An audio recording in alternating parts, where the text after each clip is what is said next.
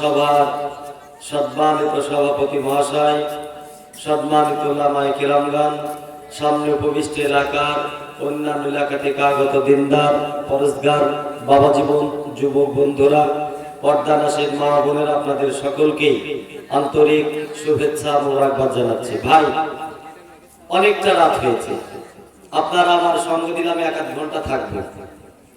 তো ভাই, যদি জালসা একটু শুনবো বলে মনে করেন, তাহলে আপনাদেরকে আমি একবার আহ্বান করবো একটু আমার এই সামনেখানের দিকে আসতে, একটু সামনেখান পিছের মানুষগুলো একটু এই জায়গায় আসুন, আমার বলতে সুবিধা হবে।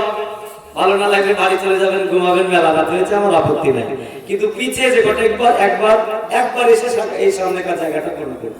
আমি জানি ভরপুর মাহফিল ছিল এবং আমি কথা দিচ্ছি ইনশাআল্লাহ আমি সুস্থ আর অসুস্থ যেমনই থাকি না কেন, আল্লাহর ইচ্ছায় কিছু কথা আমি বলবো। আমি চাইছি পিছিয়ে যে ভাইগুলো আছে একবার কারোর জলে হয়ে যায়নি, একবার আসুন সামনেকার দিকে, একবার আসেন না ভাই, বসি সামনেকার দিকে। আমি যে কথাগুলো আপনাদের বলবো একটু শুনিয়ে দিই। আমি আপনাদের ফার্স্ট কথা বলবো, প্রথম নাম্বার কথা বলবো, দীর্ঘক্ষণ আলোচনা হয়েছে সেই সন্ধ্যা থেকে এখন রাত্রি প্রায় 12:30 বাজে, আর 8 মিনিট পরেই 12:30 বেজে যাবে। এই গভীর রাত্রিতে যেমন জালসা করা কঠিন, তেমন জালসা শোনারও কঠিন। সেই হিসাবে আমি আহ্বান করবো একটু যদি সামনের দিকে আসেন, তাহলে আমার বলতে ভালো লাগবে। আমি প্রথম নাম্বার আমি আপনাদের কাছে কথা বলবো পবিত্র কোরআনের একটা তথ্য আমি দেব। আপনাদের জানা আছে আজকে সবাই আমরা বড় বড় মোবাইল ইউজ করি। আজ থেকে ঠিক 11 মাস আগে, মনে করুন 2021 এপ্রিল মাসের দিকে খেয়াল করুন, সুপ্রিম কোর্টে এই কোরআনের বিপক্ষে একটা কেস হয়েছিল, মনে নাই? একটু হ্যাঁ হো বলে মনে আছে তো? সুপ্রিম কোর্টে এই কোরআনের বিপক্ষে একটা কেস হয়েছিল। কেসটা করেছিল অসীম রেজভী বলে এক ভদ্রলোক। আমি আপনাদের শুধু অবগতির জন্য যেটা জানাবো, আপনাদের অবগতির জন্য যেটা জানাবো সেটা হলো 2021 সালের এপ্রিল মাসে যে সুপ্রিম কোর্টে আয়াতগুলো নিয়ে কেস করেছিল, সে আয়াতগুলো কপি যেটা আছে আমার কাছে, সমস্ত কপিটাই আছে।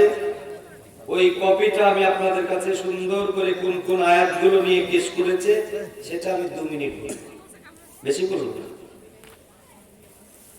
আপনাদের নিশ্চয় খেয়াল আছে কিনা? আমরা সবাই আয়াত হাদিস মানুষ, হাদিস কোরআন বেশি মানলে আলা, শুনলে আলা, বুঝলে আলা, জানলে আলা, ইত্যাদি ইত্যাদি। সেই হিসাবে আমি আপনাদের এই গভীর রাত্রিতে কোরআন শরীফের যে 26টা আয়াত নিয়ে সুপ্রিম কোর্ট হয়, আর সুপ্রিম কোর্ট কি ফয়সালা দিয়েছে এবং রায়ের যে আয়াতগুলো আছে সেটা আমি হাতে করে নিয়ে এসেছি, বেঁধে নিয়ে এসেছি। সেই হিসাবে আমি আপনাদের আহ্বান করবো, যদি শোনার ইচ্ছা থাকে তাহলে সামনেকার দিকে গিয়ে একটু বসতে হবে। আমি এই প্রসঙ্গে একটা কথা আমি আপনাদের শুধু জানাবো, পৃথিবী উলটপালট হওয়া পর্যন্ত, ইজা সুলসিলাতিল আরদু জিলজালাহা, কিয়ামতের আগে পৃথিবীতে একটা ভূমিকম্প হবে, এটা আল্লাহরই কথা। ভূমিকম্প হয়ে পৃথিবীর সমস্ত জায়গা চরুষ হয়ে যাবে। সেই কিয়ামতের উলটপালট হওয়া পর্যন্ত কোরআন শরীফের একটা আয়াত, একটা নুক্তা, একটা জবান, একটা জের, একটা পেশ পরিবর্তন হবে গো। একটু কথা বলি, জোরে বলি, পরিবর্তন হবে। পরিবর্তন হবে না, তার তথ্য সহ আমাকে কিছু বলতে হবে। আমি আপনাদের 2 নাম্বার কথা বলবো এই মাদের জন্য, মায়ের উদ্দেশ্যে। বিগত বছরে আমি এই মঞ্চে এসেছি, জায়গাটা কোথায় ছিল আমার মনে নাই, কিন্তু এই পাড়াতে আমি গত বছর কিছুক্ষণ ছিলাম। তারপরে আপনাদের এখান থেকে জালসা করে সরাসরি শামসিতে চলে যাচ্ছে। 2 নাম্বার বক্তব্য করব, আজ থেকে 1 মাস আগে কর্ণাটকের গোটা পৃথিবী কাঁপানো একজন বোন, যার নাম মুস্কান, আমরা সকলেই জানি, তাই না? মুস্কান একটা মেয়ে পৃথিবীর যেটা পুরুষ করতে না পেরেছে মেয়েটা করে দেখিয়েছে। মুস্কান ভদ্র মহিলা, থার্ড ইয়ারের ছাত্রী, কলেজের ছাত্রী, তার সামনে কিছু ছেলে নওজোয়ান তারা জয় শ্রীরাম বলে ধ্বনি দেয়, আর মুস্কান সে সময় আল্লাহু আকবার বলে চিৎকার করে না?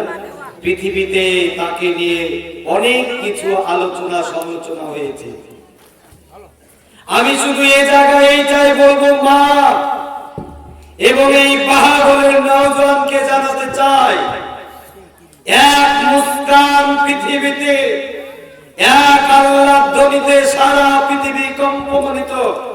সেই মুস্কানকে কেন্দ্র করে আজ পৃথিবীতে অনেক ভদ্র মহিলা শুধু বুরখাকে, হিজাবকে পরে তারা ইসলাম গ্রহণ করেছে। আমি দুটি একটা আগে ছবি দেখিয়ে তারপর তাদের কথা বলবো। দুটি একটা ছবি দেখিনি দিয়ে তার কথাই বলবো। এইখানে এইটা একটা ডেইলি নিউজ, এই কথাগুলো আমি বলবো, আপনাদের শুনে যাওয়ার দরকার। মা বোন আপনাদের শুনে যাওয়ার দরকার। আজ তো আমাদের পর্দা নাই, না ছেলের পর্দা আছে না মেয়ের পর্দা আছে। জালসা নামে কালী পূজার মেলা হয়, আর এই জালসার নামে এক রকমের হাট বসে। কিছু খারাপ দিন না, দুঃখ দিন না। আমরা কিছু অসৎ কথা বলি, আমরা সব কথাগুলো সঠিক বলি না। আমরা সব কথা সঠিক বলি না। যদি সঠিক বলি তাহলে পরে আমরা কেউ ভালো থাকবো না। যারা সঠিক কথা বলেছে, যুগে যুগে মার খেয়েছে, জেলে থেকেছে, বাড়ি ঘর ছেড়ে চলে গেছে, এগুলোই ঘটবে। যার ভাই আমরা ভাই সঠিক বলি না, বলবেন মুরগি সাহেব এত রাত্রিতে এমন কি কথা শুনে দেবে। আমি আপনাদের মুস্কানকে কেন্দ্র করে যে ঘটনা ঘটেছে, বর্তমান কর্ণাটকের হাইকোর্ট হিজাব বিরোধী রায় দিয়েছে। সেই হিজাবকে কেন্দ্র করে এখানে লেখা আছে, দেখুন, সুইডেনের স্কুলগুলিতে হিজাব নিষেধাজ্ঞা বাতিল করলো ফেডারেল আদালত। আমি শুধু স্মরণ করাবো দুটো একটা কথা, আমি তো আর আদালতটাকে তুলে নিয়ে আসতে পারবো না। আর আজ নেটের যুগ, কম্পিউটারের যুগ, সেই হিসাবে আপনাদের আমি যে কথাগুলো বলবো তার একটু প্রমাণ থাকা দরকার। 8 বার জেল খাটা মানতো, সেই হিসাবে কিছু প্রমাণ না থাকলে তো হয় না। এইখানে সুইডেনের কথা স্মরণ আছে কি জানি না। বাংলাদেশের তসলিমা আল্লাহ রসুলের নামে গালিগালাজ করে দ্বিখণ্ডিত নাম লিখে যে নাম দিয়ে যে বইটা লিখেছিল, ওই দেশ থেকে পালিয়ে গিয়ে যারা তাকে নিরাপত্তা দিয়েছিল সেটা ছিল সুইডেনের মাটিতে। সেখানে নাস্তিকতার মানে সবকিছুই চলে। সেখানে সে দেশের একটা কলেজ, যেখানে সুন্দর করে লেখা আছে, আমি অতটা যাচ্ছি না, হালকা হালকা বলবো। সেখানকার সুইডেনের কলেজ ওরা মানে নিষেধাজ্ঞা করেছিল, সেখানে যেন মেয়েরা হিজাব পরে, বোরখা পরে, গা ঢেকে, হাত পা ঢেকে ওরা না যেতে পারে। কাটিং শাটিং করা প্যান্ট শার্ট পরে মেয়েরা স্কুল যাবে, কলেজে যাবে। এইটা সুইডেনের আদালত বললেন না, মুসলমান তার ন্যায্য দাবিতে, ন্যায্য অধিকারে তার হিজাব পরে কলেজ যাবে। একবার সুবহানাল্লাহ বলবেন না? জোরে বলবেন না? আর সুইডেন সরকার স্বীকার করেছে। দুই নাম্বার হলো আরেকটা রিপোর্ট আমি বলছি, আপনারা শুনুন। 2 নম্বর এখানে দেখুন লেখা আছে, পর্দার প্রতি আমার ভালোবাসা জন্মালো কিভাবে। পর্দার প্রতি আমার ভালোবাসা জন্মালো কিভাবে? ইউভেন রেডলি, এই মেয়েটার ছবিটা হলো, এইখানে একটা মানে এমনি ছবি দিয়েছে কালো, এইখানে মেয়েটার ছবি হয়েছে সেটা হলো রঙিন। ইউভেন রেডলি পর্দার প্রতি উনি কিভাবে আসক্ত হয়ে ইসলাম কবুল করলেন, এ পৃথিবী বিখ্যাত একজন চিত্রকার। তার জীবনীটা আমি 5 মিনিট বলবো, আর একবার বলে নারায় তাকবীর। এই আওয়াজে জীবনেও বাঁচবেন না। আজ রামপুরের হাটে দেখেন নাই, রামপুরে একটা গুন্ডা কয়েক মানুষ আগুনে পুড়ে মারা গেছে। কুকুর শিয়াল যেভাবে পুড়ে তার চাইতেও বেশি পুড়ে মারা গেছে। যাই হোক আমার বন্ধুরা, আর একটা কথা বলবো। এইখানে দেখুন, এই জায়গাতে লেখা আছে, আমি হেডলাইন গুলো বলে এদের তথ্যগুলো আমি দেব।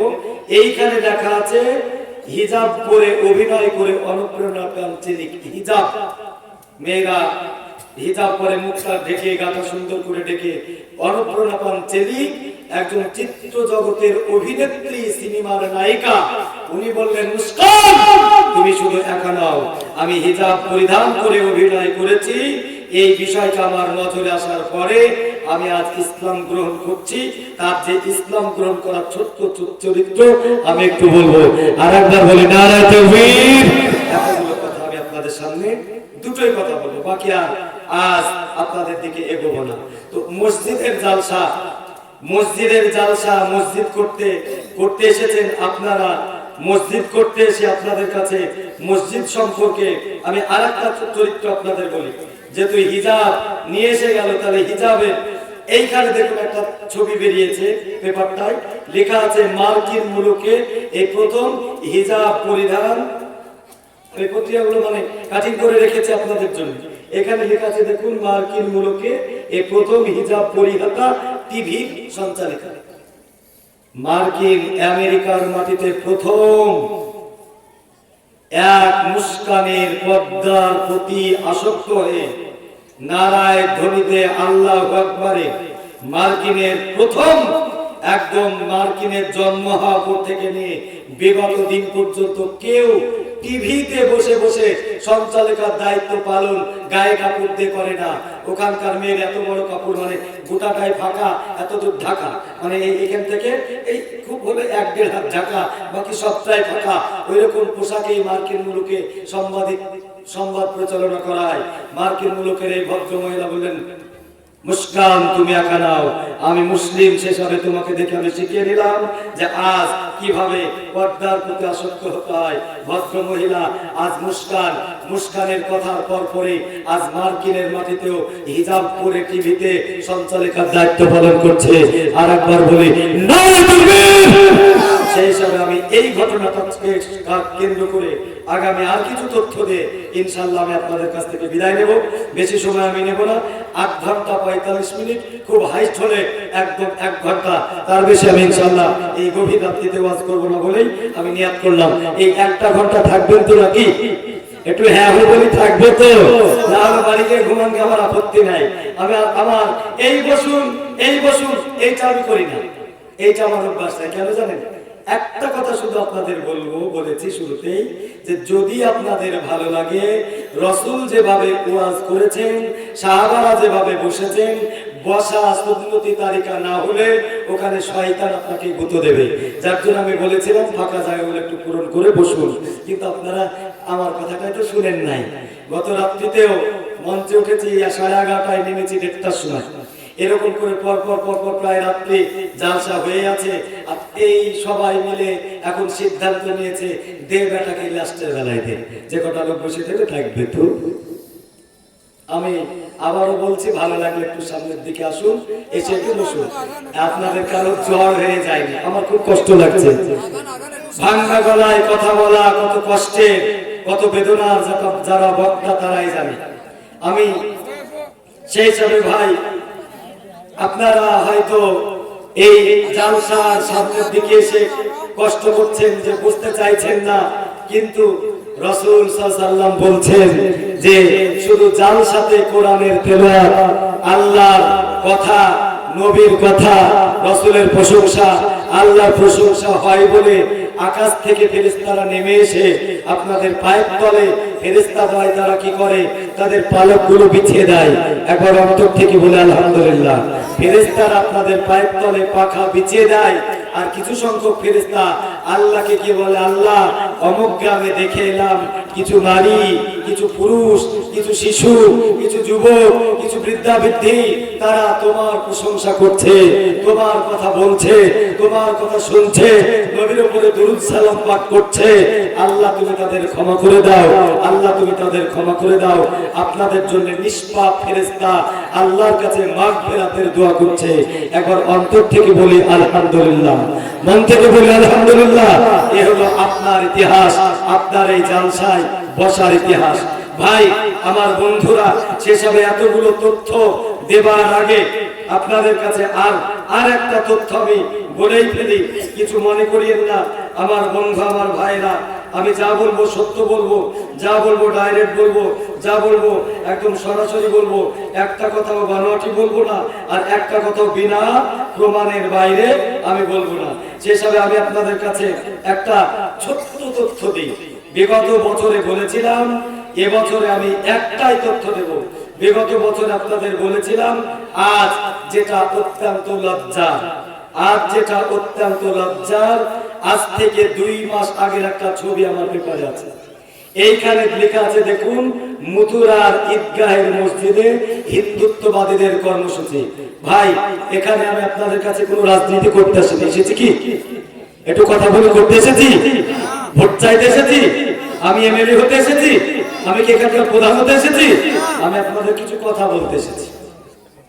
এইখানে লেখা আছে হিন্দুত্ববাদীদের কর্মসূচি মসজিদে। মসজিদের ছবিটাও দিয়েছে। কি কেন কর্মসূচি? এই মসজিদটা মথুরার জামে মসজিদ নাকি একটা হিন্দুদের মন্দির ভেঙে আমরা তৈরি করেছি। একবার আস্তাগফিরুল্লাহ বলবেন না?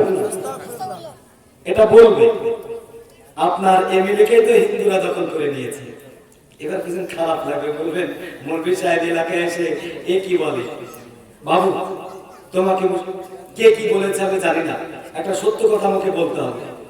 এলাকার লোক তোমাকে ভোট দিয়ে পাস করেছে, এই নয় যে দুর্গা পুজোর কাছে গিয়ে মাথা নত করে সালাম করে তিলক দিয়ে রাস্তা রাস্তা ঘুরে বেড়াবে, তার জন্য মুসলমান হতে হবে, এটা বা মুসলমান দেখাতে হবে, এটা বিষয় না। বিষয়টা হলো তোমার নিজস্ব স্বতন্ত্র বজায় রাখতে হবে, তোমাকে তোমার ঐতিহ্য বজায় রাখতে হবে। তুমি একজন মুসলিম, সেই মুসলিম দায়িত্ব হিসাবে তোমাকে পালন করতে হবে। যেটাই যা করো না কেন, যেখানে যাই করো কেন, তোমার নিজের ধর্ম বজায় রাখতে হবে। তাই বলে এই নয় যে যেখানে সেখানে গিয়ে তিলক কেটে নম করে তাদের সঙ্গে মিশে যেতে হবে। এটা কি ইসলাম শিক্ষা দিয়েছে? ভাই একটু কথা বলি, শিক্ষা দিয়েছে? আপনারা হয়তো বলবেন, ভাই এটা আমাদের সব রাজনৈতিক নেতাদের চরিত্র হয়ে দাঁড়িয়েছে। তো ওদের যখন চরিত্র হবে, হিন্দু বন্ধুরা তো বলবেই যে তোমাদের মন্দিরে আমাদেরকে পুজো করার জায়গা দাও। আপত্তি কি আছে? আজ গোটা দেশে রং খেলাকে কেন্দ্র করে উত্তরপ্রদেশে আপনারা বড় বড় মোবাইল গুলো দেখেছেন। উত্তরপ্রদেশে যেটা স্বাধীনতার পরে অত্যন্ত লজ্জাজনক ইতিহাস, উত্তরপ্রদেশের মাটিতে ভারতের বিভিন্ন প্রান্তরে মসজিদগুলোকে এই কদিন আগে, 2 দিন 4 দিন আগে মসজিদগুলোকে তিরপল দিয়ে ঢেকে দেওয়া হলো। ও মুসলমানেরা হোলি মারবে, মসজিদে রং দেবে, মসজিদের রংকে ছিটকারি দেবে বলেই ঢেকে দিয়েছে মসজিদগুলো। দেখেন না? ও মসজিদগুলো ঢাকার কোনো দরকার ছিল না। তুমি রং তামাশা করবা, তুমি সব করবা, তো তোমার মসজিদকে পিচকিরি দিয়ে রং করে দিতে তাদের আপত্তি কোথায়?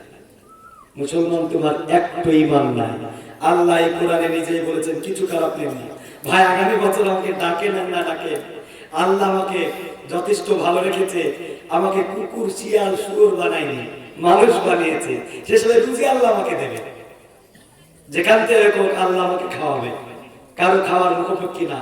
পৃথিবীতে হযরত মানে যতগুলো বড় বড় ভালো ভালো মানুষ আছে, তারা সবাই কেউ না কেউ জেল খেটেছে, কেউ না কেউ বাড়ি থেকে তাড়িয়ে দিয়েছে, কেউ না কেউ মার খেয়েছে, কেউ না কেউ তাকে মানে এমনকি ইমাম বুখারী, মুসলিম, আবু দাউদ, তিরমিজি, এরাকে প্রায় অধিকাংশ সবাইকে জেল কাটিয়েছে। কারা জেল কাটিয়েছে জানেন? একটাও মুসলমানের না, সব মুসলমানেরা। পৃথিবীতে 4-5 জন খলিফা ছিলেন। আমাদের 4 জন খলিফা আছে, খারাপ নেন না। হযরত ওমর, হযরত আলী, হযরত উসমান, এই 4-5 জন, হযরত আবু বকর, এদের মধ্যে 3 জনকেই হত্যা করেছে মুসলমানেরা। 4 জনের শহীদ মানে খলিফার মধ্যে 3 জনকে মার্ডার করেছে। সেবে জাত মার্ডার করারই জাত। দুঃখ লাগে, জায়গায় কষ্ট লাগে যে জাতিকে কোন কথাগুলো বলবো। আজ এই গোটা পৃথিবীতে, গোটা দেশে যখন মসজিদ নিয়ে সিনেমিনি খেলছে, আর আপনার এই রাজ্যের নেতা মন্ত্রী ও মুসলমান নেতারা ওরা মসজিদগুলোতে হুলি দেওয়ার জন্য হুলি নিয়ে, রং নিয়ে তামাশা করে বেড়াচ্ছে। পুলিশ প্রশাসন মসজিদগুলো ঢেকে দিচ্ছে, আর আপনার নেতা মন্ত্রীগুলো রং মেখে বেড়াচ্ছে। খারাপ খেলাম নাকি? কি হবে? যাক আমার বন্ধু, আমার ভাইরা, আজ ভারতবর্ষে 8খানা মসজিদ দাবি করেছে, আগেও বলেছিলাম আজও বলেছিলাম, 8খানা মসজিদ তারা দাবি করেছে যে এই মসজিদগুলো মুসলমান তোমরা ছেড়ে দাও, আমাদের ধর্মস্থান মন্দির। তার মধ্যে এই যে একটা মসজিদ দেখছেন, এখানে সুন্দর মসজিদটা দেখছেন, এটা একটা মসজিদ। আমার বন্ধুরা ভাইরা, আমি আর এই মসজিদ প্রসঙ্গের একটা কথা বলবো না। যদি ভালো লাগে মসজিদে দান করবেন, মসজিদে দান করে আল্লাহকে আপনি কোটিপতি বানিয়ে দিলেন না, আপনাকে আল্লাহকে আপনি জান্নাত দিয়ে দিলেন না, আল্লাহকে আপনি জাহান্নাম থেকে বাঁচিয়ে নিলেন না, আল্লাহকে আপনি অন্য লোককে জান্নাত দিয়ে দিলেন না। আমার মতো হাবিবুর রহমানকে 10 টাকা সাহায্যতা করে এখানে ওই 5-7 হাজার টাকা দিয়ে আপনি জান্নাতকে মানে আল্লাহকে বা আমাকে ভালো করে দিলেন না। আপনি যা করেছেন সব আপনার জন্য করেছেন। 10 টাকা মসজিদকে দিয়েছেন তো আপনার জন্য দিয়েছেন, 500 টাকা মসজিদের জন্য দিয়েছেন তো আপনার জন্য দিয়েছেন, 1000 টাকা মসজিদের জন্য দিয়েছেন তো আপনার জন্য দিয়েছেন। আপনি কি কার অন্য লোকের জন্য দিয়েছেন নাকি? কার জন্য দিয়েছেন? আপনি আপনার জন্য দিয়েছেন, আপনাকে আপনার জন্যই দিতে হবে। তো যাই হোক আমার বন্ধুরা ভাইরা, এতগুলো কথা আমি যেহেতু আস্তে আস্তে বলবো, আমার ভাই সাহেব আমার বন্ধুরা, সেই হিসাবে আমি আবারও স্মরণ করে দিই যে মসজিদটা আমি দেখালাম, এটা মধ্যপ্রদেশের কমলমৌলা মসজিদ, সেটা নাকি ভোজশালা মন্দির। আমি 8টা মসজিদের নাম করে করে বলছি এই গভীর রাত্রিতে। আশেপাশের হিন্দুদের সঙ্গে, আশেপাশের অমুসলমানের সঙ্গে মুসলমানের কোনো সূত্রতা নাই। আমরা শুধু তাদের করজোড়ে প্রার্থনা করে রেখে বলতে চাই, বন্ধু আমাদের দেশে পৃথিবীতে কোথাও মুসলমানদের জায়গা, সেই জায়গা যদি মুসলমানেরা জোর করে সেখানে মসজিদ বানায়, সেখানে কি নামাজ হবে গো? কথা বলি, জোরে বলি, নামাজ হবে? রাস্তা দখল করে মসজিদ বানাবে, সেখানে নামাজ হবে না। মন্দির ভাঙা তো দূরের কথা, গির্জা ভাঙা তো দূরের কথা, পাদ্রীদের গুরুদ্বারা ভাঙা তো দূরের কথা, মুসলমানদের জায়গা দখল করে মসজিদ বানানো তো দূরের কথা, আপনার মুসলমানের জায়গাকে দখল করে সেই জায়গা থেকে মসজিদ বানাবেন, সেখানেও মসজিদে নামাজ হবে। এটা মুসলমানের ফতোয়া। স্মরণ করা একটা কথা, আজ 34 নম্বর জাতীয় সড়ক হয়েছে। 34 নম্বর জাতীয় সড়কে গোটা কলকাতা থেকে শিলিগুড়ি পর্যন্ত প্রায় 26,000 মন্দির ভাঙা পড়েছে, গোটা 4-5 মসজিদ ভাঙা পড়েছে। কেন? ও দেশের অমুসলমান জনগণ, খ্রিস্টান, ইহুদি, নাসাই, বৌদ্ধিস্ট, ঈসাই, শিখ সবাইকে আমি বলবো, করজোড়ে প্রার্থনা করে, মুসলমান কখনো রাস্তা দখল করে মসজিদ বানায় না, মসজিদ বানালেও সেখানে নামাজ হবে না। সেই হিসাবে তেলতলার গুড়া, গালতলার গুড়া, নিমতলার গুড়া, চৌমাথায়, 5 মাথায়, 3 মাথায় একটু জায়গা পেলেই সেইখানে একটা দেবতা বসিয়ে দিয়ে মন্দির বানালে সেটা রাস্তা বড় করার জন্য তো ভেঙে দেওয়া হবে। আজ মাননীয় মুখ্যমন্ত্রীর স্বরাষ্ট্র দপ্তরের সচিবের কাছে জানতে চেয়েছিলেন যে রাজ্যে 34 নম্বর জাতীয় সড়ক কলকাতা থেকে শিলিগুড়ি পর্যন্ত রাস্তা বানাতে কত মসজিদ ভাঙা হলো, কত মন্দির ভাঙা হলো। রিপোর্ট বলছে মুসলমানদের 4-5টা মসজিদকে সরাতে হয়েছে, আর প্রায় 26,000 হিন্দু বন্ধুদের মন্দির ভাঙা হয়েছে। সেই হিসাবে আমার পরিষ্কার বক্তব্য জায়গায়, এই দেশে রক্ত দিয়ে স্বাধীনতা নিয়ে এসেছিলাম, আবারও মসজিদ, মাদ্রাসা, মক্তব, কোরআনকে যদি রক্ষা করার জন্য রক্ত লাগে, বাংলার নওজোয়ান দিতে তৈরি আছে। জোরে বলি নারে তাকবীর, নারে তাকবীর। ভয় পাওয়া, হতাশা হওয়া, এটা আল্লাহ আমাকে শেখায়নি, এটা আল্লাহ আমাকে শেখায়নি। আমার বন্ধু, আমার ভাইরা আমার, সেই হিসাবে আজ মথুরার জামে মসজিদ, কৃষ্ণের মন্দির, বানারসের জামে মসজিদ, বিশ্বনাথ মন্দির, বাবরি মসজিদ তো আজ থেকে 30 বছরের কাছাকাছি ভেঙ্গে সেখানে মন্দির বানিয়ে নিয়েছে রাম মন্দির। তাজমহল তেজলা মন্দির বলে দাবি করেছে, ওইটা নাকি জয়দেব বাদশাহ জায়গা। এতটা দেশে সমস্যা। আর একটা সমস্যা বলি, উত্তরপ্রদেশে কিছু মনে করেন না, আমার কিছু খাটকা আছে, এ আলেমের উপরে আছে, এ নামাজির উপরে আছে, আপনাদের উপরে আছে। বলবো রাগ করবেন না? বলবো বলবো রাগ করলে মানে আমি বলবো না, রাগ না করলে বলবো। হায় রে মুসলমান, এই মুসলমান ওরা নামাজ পড়ার পর আঙ্গুলটা কতবার হেলাবে তার জন্য দলিল খুঁজে খুঁজে নাই। কি দলিল আছে? 1বার না 5 বার। আগে বলতাম আশহাদু আল্লা ইলাহা ইল্লাল্লাহ বলে খাড়া করো, এখন বলছে যত বড় তত, যত বড় তত। এটা এসেছে। তো যেই জাতি তার নেতা মানে কি করে পায়খানা ফিরবে সেটাও হাদিস খুঁজে, কি করে খাবে ঘুমাবে সেটাও হাদিস খুঁজে, আর এই জাতির আলেমেরা কেমন ধরনের নেতা চুজ করবে এদের কোরআনে নাই? কেন বলে না? কেন তোমার নেতার কেমন চরিত্র হবে তোমার কোরআন আছে, কেন আমরা শেখাই না? ও না, মৌলবীরা বলবেন না, আপনারা শুনবেন। এ বলা, এ কচুর গাছে পানি রাখা আর হাবিবুর রহমানের বক্তব্য করা এক। কচুর গাছ বুঝেন না, পানিটা ঢালবেন তো খাড়া করবেন তো ঝরঝর করে পড়ে যাবে। তোমার কোরআনে পায়খানা কেমন করে ফিরবে তার জন্য যদি তোমাকে শেখাতে হয়, তাহলে তোমার কোরআনে তোমার নেতাটা কেমন হবে সেটা কিন্তু বলবে না। সেটা বলো, সেটা তুমি শিখাও, সেটা তুমি জনগণ করো, সেটা তোমাকে করতে হবে, সেটা তো করো না। আমার এই দেশে আগামী কিছুদিন বাদ দিয়ে এগুলো বলতাম না, বলতে বাধ্য। এই দেশে আজ সর্বোপরি রাজনৈতিক দল নির্ধারণ করবে কোথায় মসজিদ হবে আর কয়েক নামাজ পড়বে। আল্লাহর কথা ছেড়ে দেবে, এখন নেতারা নির্ধারণ করে দেবে। যার জন্য কি হয়েছে জানেন? সংসদ ভবনে আজমেরি সাহেব থাকলে খুব ভালো লাগতো, বলতামও ভালো করে। সংসদ ভবনে যেখানে পার্লামেন্ট আপনি এমপিরা পাঠিয়েছেন, ওইখানে কিছুদিন থেকে একটা আলোচনা সুরগোল চলছে। কি বলে জানেন? আমাদের দেশে 40 কোটি মুসলমান আছে, 50 কোটি মেনে নিলাম, 40, 50, 10, 20 যা কোটি আছে। মুসলমানকে যদি মারা যায়, এই মুসলমানকে কবর দেওয়া হবে। 40 কোটি মুসলমান যদি 50 বছরে মারা যায়, 60 বছরে মারা যায়, তাহলে এদেরকে কবর দিলে জায়গা কমে যাবে। তাই সংসদ ভবনে আলোচনা চলছে, অভিন্ন আইনের আওতায় নিয়ে এসে ভারতের সমস্ত মুসলমানকে আগুনে পোড়ানো যায় কিনা তার একটা আইন তৈরি করতে হবে।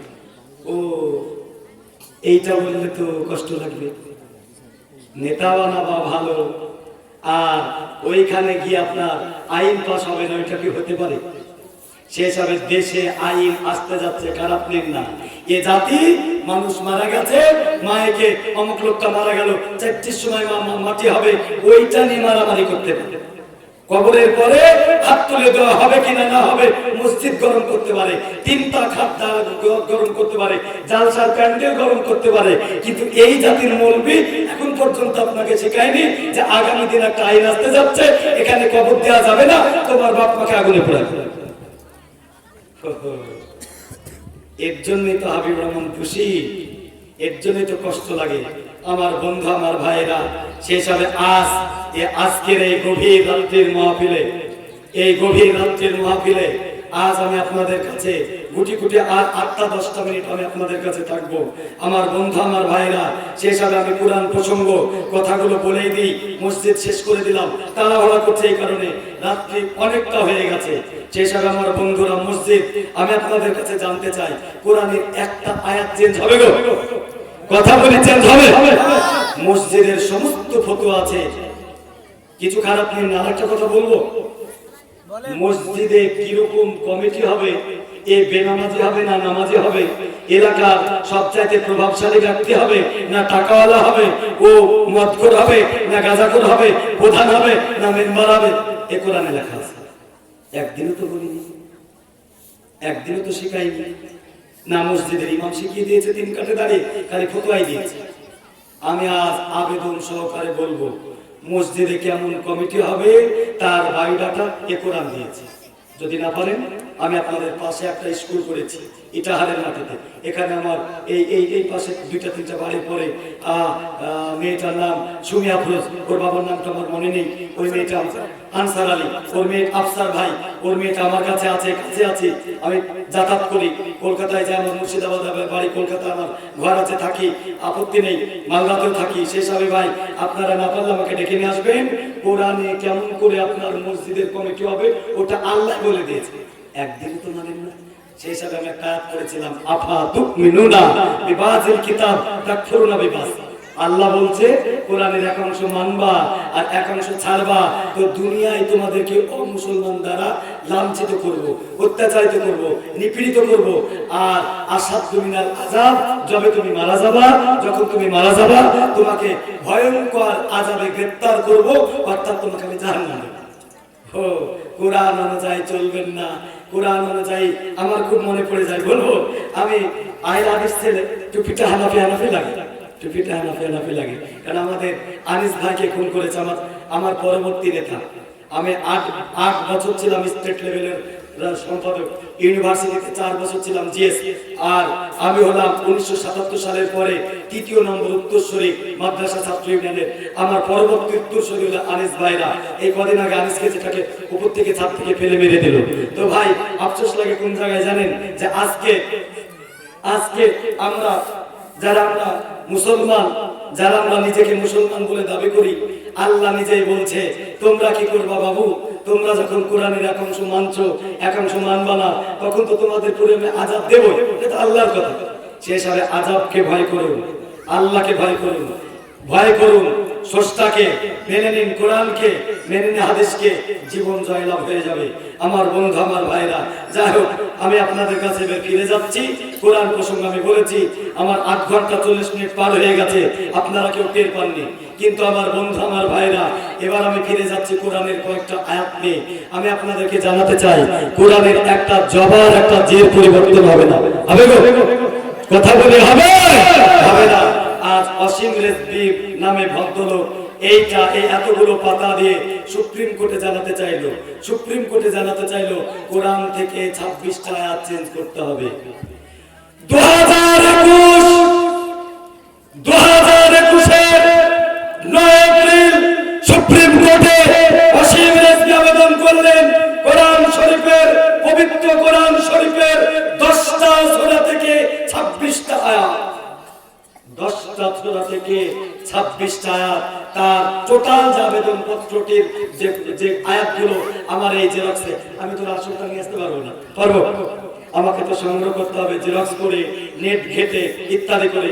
সেই হিসাবে পবিত্র কোরআন শরীফের এই যে কোরআন, এই কোরআনের সূরা আনফাল, 8 নম্বর সূরা আনফাল, এই আনফাল থেকে 3টি আয়াত, সূরা মাইদার 5-4টি আয়াত, 13, 14 নম্বর, 33 নম্বর, 51 নম্বর, 57 নম্বর, সূরা তওবার 8টা নম্বর আয়াত, 8 নম্বর, 28 নম্বর, 5 নম্বর, 23 নম্বর, 29, 37, 58, 111, 123, সূরা নিসার 2টো আয়াত, 56, 101 নম্বর আয়াত, সূরা আহজাব, আম্বিয়া, সাজদা, ফাতহ, তাহরিম, এই এতগুলো সূরা থেকে একটা করে আয়াত, টোটাল 26টা আয়াতকে নিয়ে 2021 সালের 9 এপ্রিল সুপ্রিম কোর্ট করলো এসে অসীম রেজভী যে আয়াতগুলো কোরআন থেকে বাদ দেওয়া হোক। 9 তারিখের পরে 12 তারিখে সুপ্রিম কোর্ট রায় দিল অসীম রেজভী পৃথিবীতে ধর্মগ্রন্থ আল কোরআন, ত্রিপিটক, মহাভারত, রামায়ণ, গীতা, অন্যান্য ধর্মগ্রন্থ পৃথিবীতে কখনো তাদের উপরে আইন আদালত চলতে পারে না। তাই আমরা তোমার এই আবেদনকে খারিজ করে অসীম রেজভী তোমার 50,000 টাকা জরিমানা করলাম। কত টাকা জরিমানা করবো? 50,000 টাকা অসীম রেজভীর জরিমানা করার পর অসীম রেজভী রাগে ফুলে ফেপে বেরিয়েছে 6 ডিসেম্বর পবিত্র বাবরি মসজিদ শহীদ দিবসে তিলক কেটে হিন্দু ধর্মগ্রন্থ সনাতন ধর্ম গ্রহণ করল। আর ডিসেম্বরের মাস থেকে, তার আগে এপ্রিল মাস থেকে নিয়ে ডিসেম্বরের আগে পর্যন্ত একটা বই লিখলো, বইয়ের নাম দিল মুহাম্মদ, সকলেই বলি সাল্লাল্লাহু আলাইহি ওয়াসাল্লাম। সেই বইটা লিখে নবীজিকে যেমন করে করেছে তেমন করে গালি দিয়েছে, আস্তাগফিরুল্লাহ। কেউ প্রতিবাদ করেনি। মসজিদে এই 26টা আয়াতের কথা একদিনও সমালোচিত হয় না, 2-1টা মসজিদের মানে ইমাম ছাড়া। এখন ইমামেরা মাথা নিতেই ব্যস্ত। আরেকটা জায়গায় আমার কথা আছে, বলবেন কি? রাগ করি না। আহলে হাদিসের ফতোয়া আছে, ফতোয়া আহলে হাদিসের ভোট দেওয়া শিরক। আমি ওই শিরক টিরিকে যাচ্ছি না। ভোট দেওয়া শিরক, তো সরকার গঠনে থাকা যাবে, সরকারের বেতন ভাতা নেওয়া যাবে, সরকারের ইমাম ভাতা নেওয়া যাবে, সরকারের মেয়েরা পড়বে তার জন্য কন্যাশ্রী নেওয়া যাবে, দুনিয়ার সব শ্রী নেওয়া যাবে। কিন্তু মৌলভী সাহেব বলবে ভোট দাস নেই। ই আবার কি কথা রে? হইলে সবগুলো বলতে হবে সব তোমার বাপ, আর নাহলে সবগুলোকে বলতে হবে সব তোমার ঠিক। তো মুখে এক কথা বলবা আর কাজে এক কথা বলবা, লাঠি ঝাঁটা খাবা না তো নমস্কার করবে নাকি? সেই সব আমার বন্ধুরা ভাইরা, আজ আফসোসের সাথে জানাচ্ছি সময় হয়ে গেছে, এখনো সময় আছে। একটু বাঘের মতো দাঁড়ান, একটু বাঘের মতো দাঁড়ান, সিংহের মতো দাঁড়ান, বীর হযরত ওমরের মতো দাঁড়ান। জয়লাভ আপনার কাছে আছে। আল্লাহ কোরআনে বলছেন, একদম ডাইরেক্টলি বলছেন, আল্লাহ বলছেন একদম এই ভাষায় যে হিজবুল্লাহ শব্দ দিয়ে আল্লাহ, আমি আল্লাহ ইন্না হিজবুল্লাহে হুমুল গালিবুন, যারা আমাকে মেনে নিয়ে আমার সাথে থেকে ঐক্যবদ্ধভাবে লড়াই করেছে ওই দলকে আমি জয়লাভ দেব। আমার বন্ধু, আমার ভাইরা, যাই হোক আমি এই প্রসঙ্গ ত্যাগ করলাম। এবার আস্তে আস্তে যে কথাগুলো বলবো বলেছি, আমার বলতে কষ্ট হচ্ছে, আপনারা শুনতেই পাচ্ছেন। আমি গান করেও বলতে পারি, আমি সুর করেও বলতে পারি, কিন্তু ভাই আজ গলার আমার পারমিশন দেয় না বলে আমি একটু আস্তে আস্তে, কারণ প্রত্যেক দিনই কিছু না কিছু অনুষ্ঠান থাকে, একটু আস্তে বলি। গলাটাকে নষ্ট করে লাভ কি আছে? কদিন আর বাঁচবো? বলবেন বয়সটা তো কম হয়নি, 34 বছর রানিং বয়স। কবে যে ধপ করে পড়ে মারা যাবো, আর না হলে শুনবেন এ বেটাকে পুলিশে ধরে নিয়ে গেছে বাংলাদেশের গুপ্তচর ধরে। কেউ আসবে না, কেউ আসবে না। এখানকার মুসল্লির মধ্যে কিছু মুসল্লি বলবে বেটাকে শেষ করেছে, বেটাকে ঠিক করেছে, ধরে নিয়ে গিয়েছে। বড় বড় লেকচার দেয়, ধরেছে ঠিক করেছে, আর 6 বছরের জায়গায় 60 বছর চলে দেয়। কে বলবে? শ্রদ্ধেয় মাওলানা হাবিবুর রহমানের দিনী ভাই। এটাই তো ঘটনা। আমি ভুল বললাম? এটা ঘটনা। তো যাই হোক, আমি যেটা আস্তে আস্তে এবার এগিয়ে যাই, মুস্কানের কথায় চলে যাই। তারপরে আমি আস্তে করে ওই কোরআনের কথাটা আমি রেখেই দিলাম। কোরআন কিয়ামত পর্যন্ত চেঞ্জ হবে না, কেউ পারবে না। তার আমার কাছে কম করে 100 খানা তার আধুনিক যুগের বৈজ্ঞানিকদের তথ্য আছে, আধুনিক যুগের বৈজ্ঞানিকদের তথ্য আছে। ও খালি নবী যুগের এই সাহাবাদের আমাদের এই না দেখার মতো কলা রাসূলুল্লাহ বলা হাদিস নাই। আমার কাছে আধুনিক যুগের বিজ্ঞানীদের কম করে 100টা প্রমাণ আছে যে কিয়ামত পর্যন্ত কোরআনের একটা জবাব যে পরিবর্তন হবে না। এবার আলহামদুলিল্লাহ বলবেন না?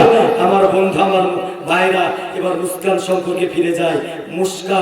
মুস্কান বিগত 1 মাসে উনি আল্লাহর ধ্বনি হেঁকে পৃথিবীকে জানিয়ে দিল। এই ভদ্র মহিলার নাম চেলিক। মা, আপনার তো কিছু কয়েক মা আছেন, সব পালিয়ে গেছে। আজকে যদি এইখানে দাঁড়িয়ে দাঁড়িয়ে বলতাম বেদের মেয়ে জুসনাই আমায় কথা দিয়েছে, সারা রাত লোক শুনতো, কেউ পালাতো না, না মেয়ে যেত না ছেলে যেত। গান গাইলে কে যায়? গান গাইলে কেউ যায়? আজকে এই মঞ্চটা যদি আমাদের এই কলকাতা থেকে ঝিলিক মেয়েটা আছে, ঝিলিককে নিয়ে আসতেন, ওই মেয়েটাকে বসে দিতেন। তারপরে ঝিলিক ছাড়া আর সবাই যে সব কিসে পাখি জামা, পাখি শাড়ি, পাখি প্যান্ট, পাখি উন্না এসব বেরিয়েছে। ওই পাখিটাকে একটা ধরে যদি এই জায়গায় নিয়ে আসতেন না, তো আসসালাতু খায়রুম মিনান নাম হওয়া পর্যন্ত লোকে আর মেয়েতে ভরপুর থাকবে। তো যাই হোক, এই চিত্র জগতের অভিনেত্রী নিজেই লিখছেন, উনি এখানে সুন্দর করে লিখছেন, আমাকে অভিনয় করার জন্য সিনেমার তিনি কয়েক ডজন, অভিনয়ের তিনি কয়েক ডজন, সিনেমার তিনি নায়িকা। এখানে সুন্দর কেউ দেখতে পারেন আমার কাছে? উনি বলছেন আমাকে মুসলমান ছাত্রীর অভিনয় দেওয়া হলো। সুন্দর করে এখানে লিখেই দিয়েছে যে ওকে, ও বলছে যে আমাকে মুসলমান ছাত্রীর হিসাবে আমাকে অভিনয় দেওয়া হয়েছে। তাই আমার যিনি সিনেমার প্রযোজক বা সিনেমা যিনি পরিচালনা করছেন, যিনি ড্রেসিং রুমে নিয়ে গেল, ড্রেসিং রুমে নিয়ে গিয়ে আমাকে পা পর্যন্ত কাপড় পরিয়ে দিল, পা পর্যন্ত কাপড় পরিয়ে দিয়েছে, হাত পর্যন্ত জামা গায়ে দিয়ে দিয়েছে, মাথায় মুকুটটা পরিয়ে দিয়েছে, অর্থাৎ হিজাবটা দিয়েছে, মুখগুলো আমার খোলা আছে। এবার চেলিককে বলছে, চেলিক তুমি একটু আয়নার কাছে গিয়ে দাঁড়িয়ে যাও। চেলিক বলছে আমি আয়নার কাছে গিয়ে দাঁড়িয়ে গেলাম। আয়নার কাছে গিয়ে দাঁড়িয়ে চেলিক নিজে বলছেন, চেলিক তোমাকে কত সুন্দর লাগে, তোমার চেহারাটা ফুটফুটে জ্যোৎস্নার মতো। এই জ্যোৎস্নার চেহারায় তোমার হাতটা ঢাকা রয়েছে, শরীরটা ঢাকা রয়েছে, মাথায় হিজাব পরে দিয়েছে। চেলিক নিজে নিজেই বলছেন, আমি চিত্র জগতের অভিনেত্রী, আমায় কত সুন্দর দেখতে লাগে, আমাকে কত সুন্দর ভালো লাগে। চেলিককে শিখিয়ে দিচ্ছে প্রযোজক, ও চেলিক তুমি যখন স্কুলে যাবে, অর্থাৎ তুমি স্কুলের ছাত্রী হিসাবে তোমাকে দায়িত্ব দেওয়া হয়েছে, পাঠ দেওয়া হয়েছে। চেলিককে বলছেন, চেলিক তুমি যখন রাস্তা দিয়ে হেঁটে যাবে, অভিনয় করেছো, সিনেমার অভিনয় নিয়েছো তুমি পাঠ, একটা মুসলিম নারীর, একটা মুসলিম ছাত্রীর সে হিসাবে তোমাকে হিজাব পরিয়ে দেওয়া হয়েছে। রাস্তায় যাবার পথে তোমাকে কোনো ছেলে কোনো পুরুষ যদি উত্তপ্ত করে, তোমাকে যদি কাটাছাড়া করে, চেলিক তুমি গালিগালাজ করতে পারবে না। ও চেলিক তুমি হিজাব পরেছো, হিজাব পরার ফলে তুমি রাস্তা দিয়ে হেঁটে যাবে, সেই সময় ফুটফুটে জ্যোৎস্নার মতো একটা যুবক ছেলে হেঁটে যাবে, যুবক ছেলেকে তুমি চোখ দিয়ে তাকিয়ে দেখতে পারবে না, কারণ তুমি পর্দা করেছো। নারীর চোখে পর্দা, নারীর শরীরে পর্দা রয়েছে। তাই ছেলে ইসলাম নারীরা, মুসলিম নারীরা বোরকা পরিধান করে রাস্তায় এদিক ওদিক তাকাতে পারে না।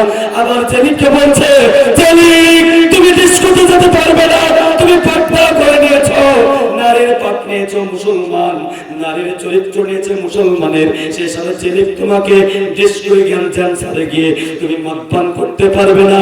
হিজাব পরিধান করে, বোরকা পরিধান করে চেলিক তুমি ডিস্কোতে গিয়ে গান গাইতে পারবে না, মদমাতলামি করতে পারবে না।